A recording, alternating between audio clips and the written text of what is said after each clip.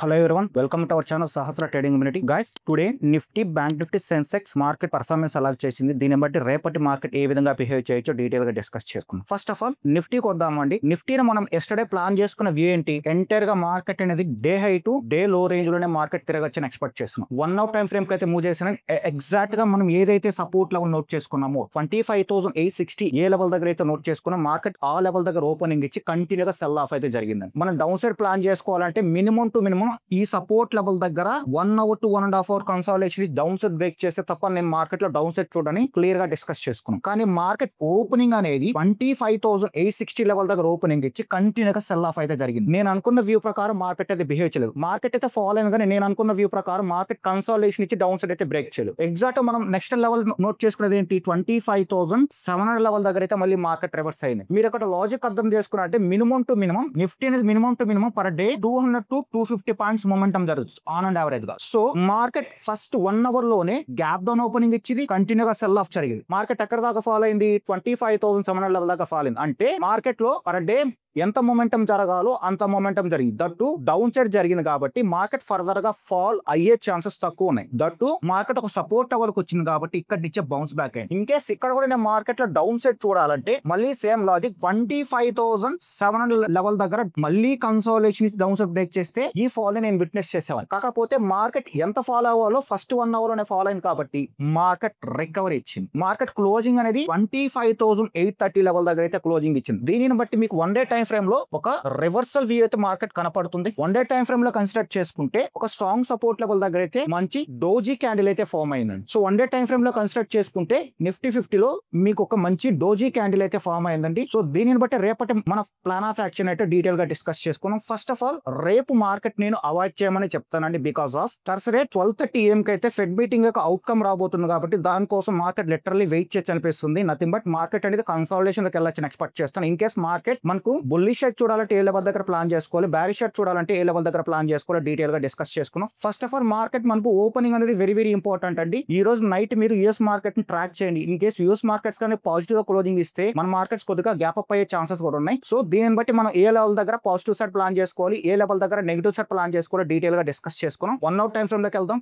Market మనకు 25,900 level దగ్గర opening చేస్తే 25,900 లెవెల్ దగ్గర ఓపెనింగ్ ఇస్తే మాత్రం 25,860 లెవెల్ సపోర్ట్ లెవెల్ కింద కన్సిడర్ చేసుకుంటాం. 26,000 లెవెల్ రౌండ్ ఫిగర్ వాల్యూ కాబట్టి నేను దాన్ని రెసిస్టెన్స్ లెవెల్ కింద కన్సిడర్ చేసుకుంటాను. మార్కెట్ ఈ రేంజ్ లో ఉంటే this is my support, this is my resistance. లేదు మార్కెట్ కానీ ఫ్లాట్ గా ఓపెనింగ్ ఇచ్చిందంటే 25,860 level is the resistance level, 25,700 is the support level. Same as it is market support level కి వచ్చిందంటే ఇక్కడ పాజిటివ్ ప్యాటర్న్ కోసం ట్రై చేస్తాను. రెసిస్టెన్స్ లెవెల్ కి వస్తే ఇక్కడ నెగిటివ్ ప్యాటర్న్ కోసం అయితే ట్రై చేస్తానండి. 25,860 లెవెల్ దగ్గర అయితే నెగిటివ్ సైడ్ అయితే ప్లాన్ చేసుకోవడానికి ట్రై చేస్తాను. ఓకే, సో రేపు మార్కెట్ నా ఓపెనింగ్ అనేది ఇస్ వెరీ వెరీ ఇంపార్టెంట్ అండి. Market in between 25,860 to 26,000 range లో ఓపెనింగ్ ఇస్తే మార్కెట్ ఇన్ బిట్వీన్ రేంజ్ లోనే ట్రేడ్ అవ్వచ్చు ఎక్స్పెక్ట్ చేస్తున్నాం. లేదు మార్కెట్ కానీ ఫ్లాట్ ఓపెనింగ్ ఇచ్చి 25,860 లెవెల్ క్రాస్ చేసి సరే కొద్దిగా మార్కెట్ లో పాజిటివ్ మొమెంటం రీటెస్ట్ జరిగి మార్కెట్ లో పాజిటివ్ మొమెంటం ఎక్స్పెక్ట్ చేస్తాం. లేదు మార్కెట్ కానీ 25,700 లెవెల్ కి వస్తే ఇక్కడ మళ్ళీ నాకు మార్కెట్ కన్సాలిడేషన్ ఇచ్చి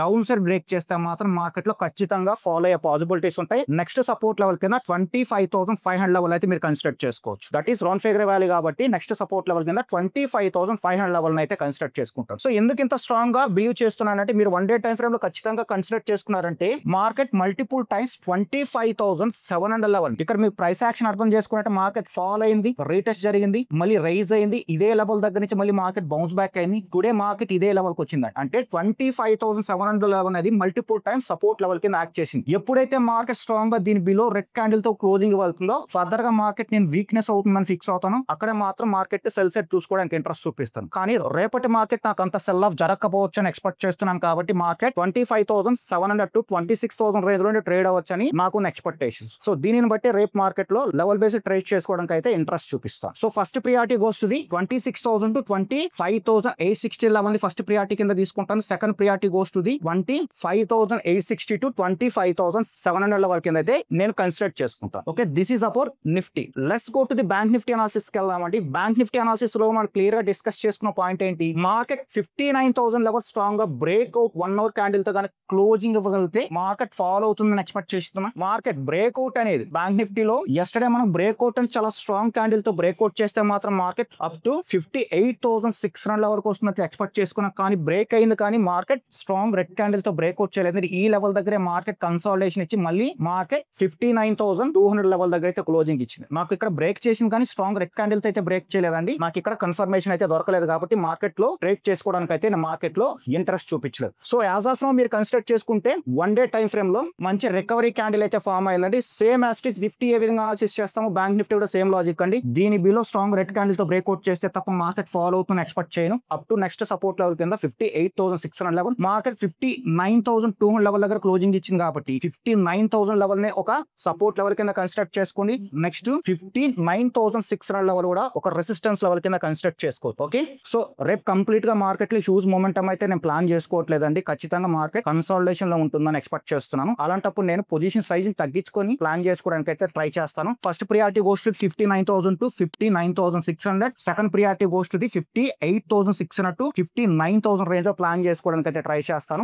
రేపు మార్కెట్ ఓపెనింగ్ బట్టి నేను మార్కెట్ లో ప్లాన్ చేసుకోవడానికి అయితే డిసైడ్ చేస్తాను. ఓకే, రేపటి సెన్సెక్స్ అనాలిసిస్ కూడా డీటెయిల్ గా డిస్కస్ చేసుకున్నాను. First of all 1 day time frame లో కన్సిడర్ చేసుకుంటే ఎగ్జాక్ట్ గా డోజీ క్యాండిల్ అయితే ఫామ్ అయిందండి. సో రేపు మార్కెట్ అనేది నాకు 84,000 టు 85,000 రేంజ్ లో మార్కెట్ ఉండొచ్చని ఎక్స్పెక్ట్ చేసుకుంటున్నాను. In between market flat opening ఇచ్చి సపోర్ట్ లెవెల్ వస్తే ఇక్కడ నుంచి పాజిటివ్ సైడ్ ప్లాన్ చేసుకుని ట్రై చేస్తాను. మార్కెట్ ఫ్లాట్ ఓపెనింగ్ ఇచ్చి రెసిస్టెన్స్ లెవెల్ కి వెళ్తే మాత్రం నెగిటివ్ సైడ్ ప్లాన్ చేసుకోవడానికి అయితే ట్రై చేస్తాను. దట్టు నాకు ఇక్కడ టెక్నికల్ ప్యాటర్న్స్ కనపడితే ఎంటర్ అవుతున్నాను. అదర్వైజ్ మార్కెట్ లో ఎంటర్ అవ్వడానికి అయితే ఇంట్రెస్ట్ చూపించను. డైరెక్ట్ గా మార్కెట్ నియర్ టు 85,000 లెవెల్ దగ్గర ఓపెనింగ్ ఇచ్చిందా, మళ్ళీ నేను మార్కెట్ లో పాజిటివ్ సైడ్ చూడాలంటే ఖచ్చితంగా 1.5 to 2 అవర్స్ కన్సాలిడేషన్ ఇచ్చి బ్రేక్ చేస్తే తప్ప మార్కెట్ లో పాజిటివ్ సైడ్ చూడడం. అదే నాకు ఇక్కడ ఏదైనా నెగిటివ్ ప్యాటర్న్ కనపడితే డౌన్ సైడ్ ప్లాన్ చేసుకోవడానికి ట్రై చేస్తాం. Okay, this is about Sensex analysis and let's go to the option chain rate analysis లోకి వెళ్తే మీకు నెక్స్ట్ వీక్ కాంట్రాక్ట్స్ అనేది స్ట్రాంగ్ రెసిస్టెన్స్ లెవెల్ కింద 26,000 కన్సిడర్ చేస్తుంది. ఇక్కడ 1,05,000 కాంట్రాక్ట్స్ టుడే కన్సిడర్ చేసుకుంటే 50,000 కాంట్రాక్ట్స్ అయితే చాలా స్ట్రాంగ్ యాడ్ అయ్యి this is about strong resistance కింద కన్సిడర్ చేసుకోవచ్చు అండి. అదే విధంగా మీరు స్ట్రాంగ్ సపోర్ట్ కింద కన్సిడర్ చేసుకుంటే 25,500 లెవెల్ ను ఒక సపోర్ట్ లెవెల్ కింద కన్సిడర్ చేసుకోవచ్చు. ఇక్కడ కూడా మనకు ఆల్మోస్ట్ 68,000 కాంట్రాక్ట్స్ అయితే ఉన్నాయి కాబట్టి 25,018 లెవెల్ ని ఒక స్ట్రాంగ్ సపోర్ట్ లెవెల్ కింద కన్సిడర్ చేసుకోవచ్చు. ఇన్ కేస్ రేపు మార్కెట్ గానీ 26,000 లెవెల్ అబోవ్ క్రాస్ చేయగలిగితే ఖచ్చితంగా 26,000 పుట్ సైడ్ కూడా కాంట్రాక్ట్స్ బిల్డ్ అవుతాయని ఎక్స్పెక్ట్ చేస్తున్నా. 26,000 లెవెల్ అబోవ్ కానీ మార్కెట్ హోల్డ్ చేయగలిగితే 26,000 మళ్ళీ సపోర్ట్ కింద మారే ఛాన్సెస్ కూడా ఎక్కువ ఉన్నాయి. సో ఆప్షన్ చేయలేట పాయింట్ ఆఫ్ వ్యూకి వస్తే మాత్రం